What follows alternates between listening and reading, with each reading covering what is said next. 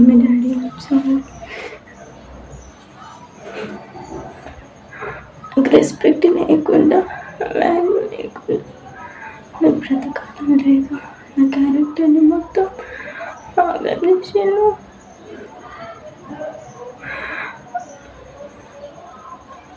వేదన్ మీడియాలో పోస్ట్ చేసి నా మీద నమ్మకం ఉన్న వాళ్ళు నా జీవితాన్ని సర్వనాశనం చేసినారు.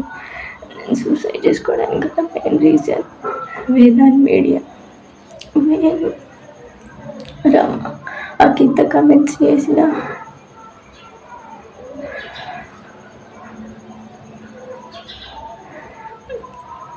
రితిక రీతులు,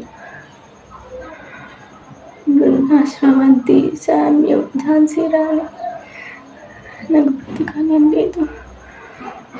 ఆయనను ప్రేమించిన మాట వాస్తవమే. 8-9 months మేము లవ్ చేసుకుని 8-9 months తర్వాత ఫస్ట్ నేను నాకు యాక్సెప్ట్ చేసిన, ప్రపోజ్ చేసిన, నేను యాక్సెప్ట్ చేయలేదు. తర్వాత కొన్ని డేస్కి యాక్సెప్ట్ చేసినాక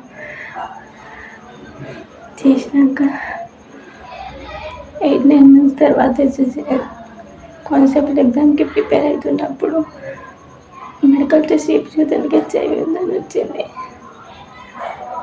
అప్పుడు తను చెప్పింది నాకు హెచ్ఐవి ఉందని. ఇక్కడ నాకు అర్థం కాలేదు. వాళ్ళు ఏం చెప్పిందంటే 20 years నుంచి మేము బ్రతకట్లేదా, నీకు కూడా ఏం కాదు, నువ్వు కూడా బ్రతుకుతూ 20 years నుంచి వితౌట్ మెడిసిన్ మెడిసిన్ తీసుకోకుండానే మేము బ్రతుకుతున్నాం, నీకు కూడా ఏం కాదు అని చెప్పిళ్ళు. ఇప్పుడు నేను బ్రతకలేను, నాకు రెస్పెక్ట్ వాల్యూ లేకుండా నేను బ్రతకలేను. మమ్మీ డాడీ చిన్నమున్నా చెప్పరు,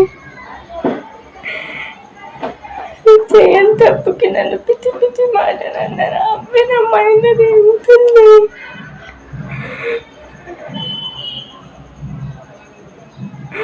నా వల్ల అవ్వట్లేదు, రెస్పెక్ట్ లేకుండా సారీ చాలా చూసుకొని తీసుకోవడానికి మెయిన్ రీజన్ వేణు అని చెప్పినారు.